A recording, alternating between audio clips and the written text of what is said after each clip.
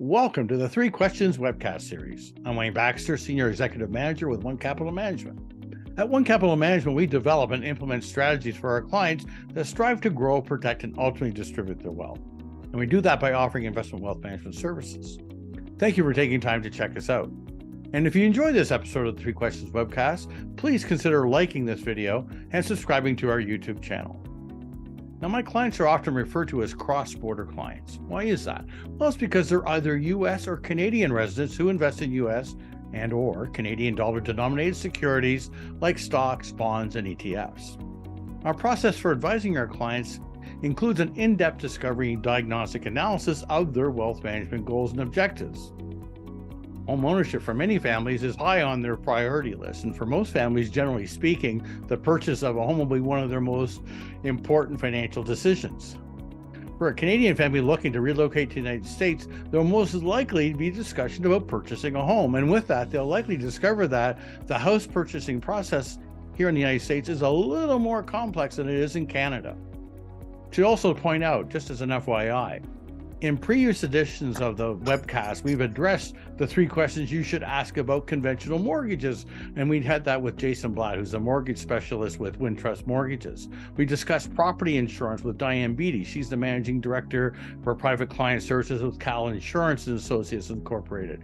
And we also discussed escrow process with Marcy Klein. She's the branch manager and escrow officer and a probate and trust specialist as well with Glen Oaks Trust.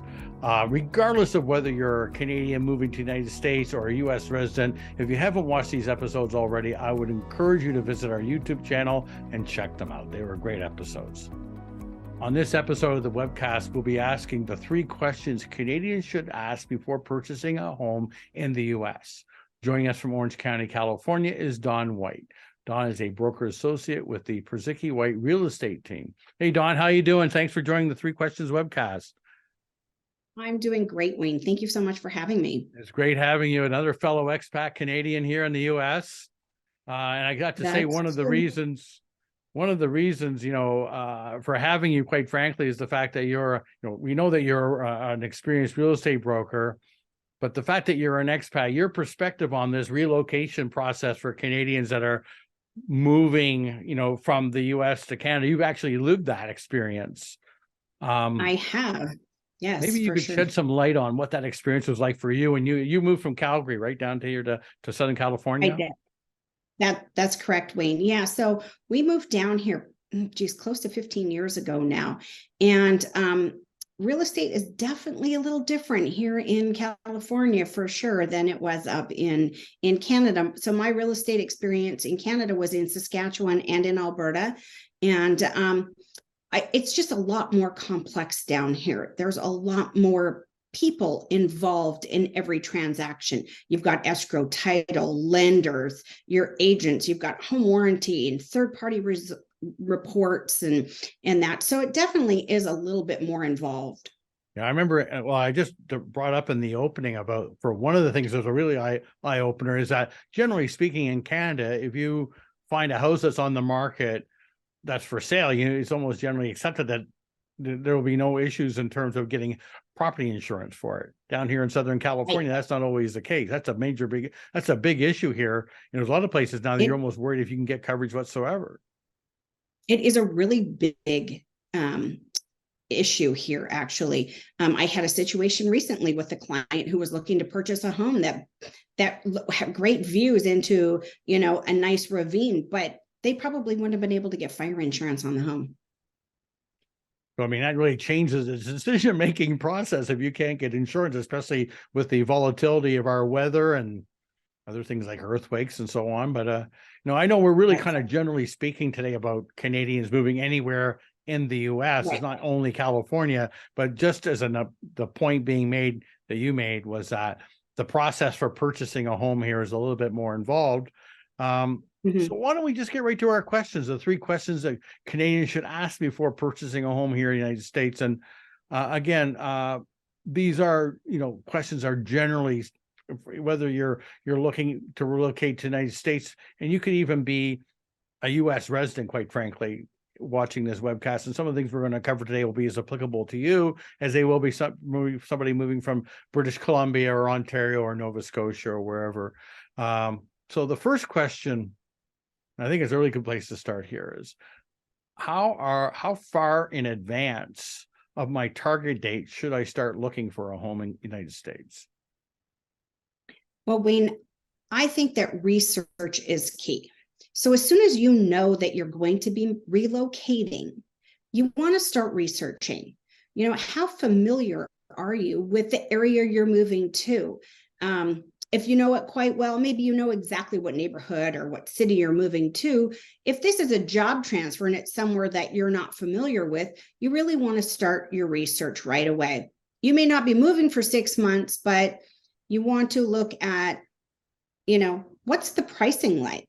How many homes are actually on the market and how fast are they selling? Mm-hmm. If homes are selling within a week, there's no point making an offer if you're not moving for 6 months.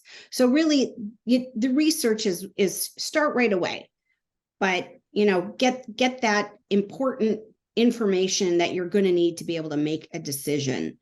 But if you're looking, I would say, once you're really ready, 60 to 90 days is when you're going to really start looking at homes that you're going to make offers on.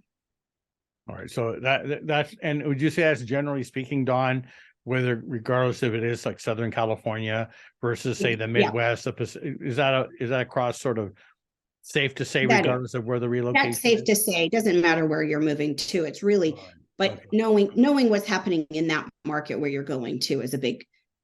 Okay, that's a good place to start. So 60 to 90 days, you should really start to be getting serious about.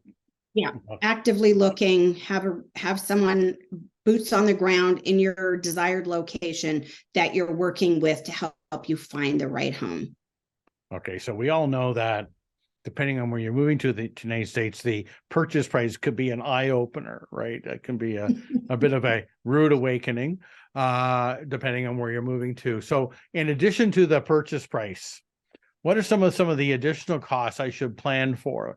I think that's one of the big surprises we're going to find out. There's a bit more involved. Like you said, there's more people involved with this purchasing process. So what are some of the additional costs I should be thinking about or I should be aware of? So when you purchase a home in the United States, that's different from in Canada, is that here we have a third-party company called escrow. So they're the ones that facilitate the actual closing and of the purchase. So you've got escrow, you've got title, you're going to have homeowners insurance. If you're a mortgage, you're going to have lender fees or lender costs. And if you're not putting 20% down, you may have mortgage insurance. And there's typically going to be upfront mortgage insurance costs. The other thing here is that depending on the lender, they may require impounds. So they want to make sure that you've got at least, upwards of anywhere from 2 to 6 months of property taxes held in an escrow account, HOA fees, those kind of things. So, Wayne, on a recent purchase, $1 million home, and the client put down 15%. So not only did they need $150,000 for their down payment, but their closing costs were another $14,000. That's, their pro-rata share of property taxes, title, insurance, escrow, all of those fees added up to another $14,000. I got a question for you. For a Canadian coming here, I know one of the big coming here, you talked about one of the things you talked about was having the 3 to 6 months perhaps of additional property tax sort of held in escrow.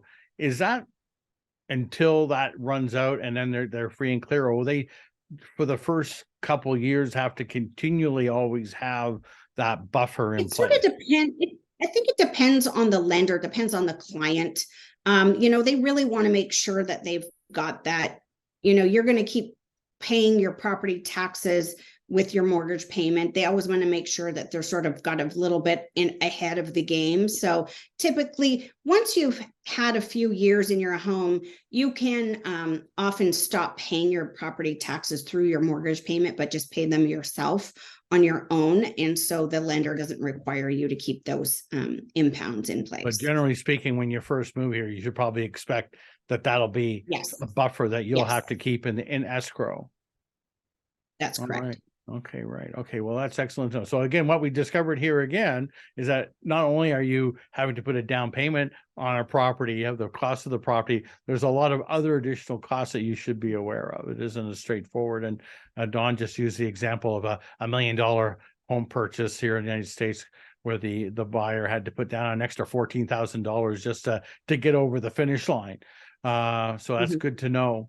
Okay, Dawn, let's get to our third question. And again, this is obviously for some people, maybe the first question is, how long can I expect it to take to close on the sale of my home? Wayne, we typically see escrows 30 to 45 days. So when you write an offer in Canada, this is what I remember on the many homes that we purchased there was you actually stated what day you were going to close. Today 100%. Is May the 3rd, and I'm going to buy a home, and my closing date is June the 10th. And that's the date in stone. It's locked in. Here you say I'm going to close in 30 days or 45 days or whatever that number is, but that doesn't start counting until you actually have an accepted offer. So maybe it takes you 7 days to actually get an accepted offer. So now your days start counting. So really, we're already at day 37 from when we wrote the offer. Now someone has to count those days and, does that happen to fall on a Saturday? That 30th day? Well, we're not going to close on a Saturday. We're going to close on Monday. So it really does vary based on a calendar. It's not a specific date. So some you see the odd time where people will physically write in a date on an offer, but what we see here typically is, a 30 to 45 day escrow. But there are things that can cause to make that day variable. And I would suspect there could be situations where it could even go beyond that 30 to 40 days. Yeah. It can, if something comes up with inspections, and that there's actually repairs that need to be made, they can have, maybe they need a little bit of extra time. We've seen issues with the lender not funding in time. So now we need a couple extra days for the lender to get all of their ducks in a row. So it can be a moving target. Well, this webcast is seen by folks across Canada and the US. So for the folks who are watching in from Canada now, before we wrap up our webcast, what advice would you share with our fellow Canadians who are seriously considering a move to the US and are thinking about purchasing home? What some of the little nuggets that you would suggest based on your experience? You know what? I think, Wayne, the first thing is make sure is it a temporary move? Is it a permanent move? If you're moving for a temporary job, you might not want to buy a home. It costs a lot more to buy and sell real estate in the United States. You may just decide to rent something instead. But if it is going to be a permanent move, make sure you know that you've chosen the right place that you're going to go to. There's nothing worse than buying a home and, if it's not somewhere that you're familiar with, that you end up in the wrong location. So it's making sure that it's, the right place, the right time. And then everyone, home ownership is important for a lot of people. They want that stability and to build their equity. It's interesting you bring that time frame up. When we talk about investing with our clients, in stocks, bonds, and ETFs, and typically speaking, we're long-term investors. When it gets to you're investing in securities, we talk about avoid speculation over the short term. And it's interesting that you bring that time horizon up for the owner of property, because it kind of applies to the same rules of thumb. For us, we warn people against investing for 18 months, and quite frankly, I believe even as short as maybe 2 or 3 years. So what I'm hearing from you is that if you're looking for a move where you're only going to be living in the US for maybe 18 months to maybe 3 years, that you may want to consider a lease option. And it might be the best thing when you look at, if it cost you an extra $14,000 to purchase the home, and now you got to turn around and sell it. Well, now you have, real estate commissions and closing costs as a seller. Not to mention the property tax. That, you've paid all of these costs. It's not inexpensive. So sometimes it's just not worth it. All right. Don, I knew this was going to be good. I was really looking forward to having you as a guest on my webcast. It's always great to have a fellow Canadian on. And for those folks who have been watching today, and I'm sure they found your information very helpful, if they're trying to reach out to you directly, they're trying to contact you, what is the best way for them to contact you? How can they best or most easily reach you? Wayne, the best way to get a hold of me is by phone, and my number is 949-282-9919. They can also reach me by email. My email is Dawn, DAWN, @PurzyckiWhite.com. And Purzycki is spelled PURZYCKI. Perfect. Well, listen, I want to thank you again for joining us, Dawn. You were a great guest.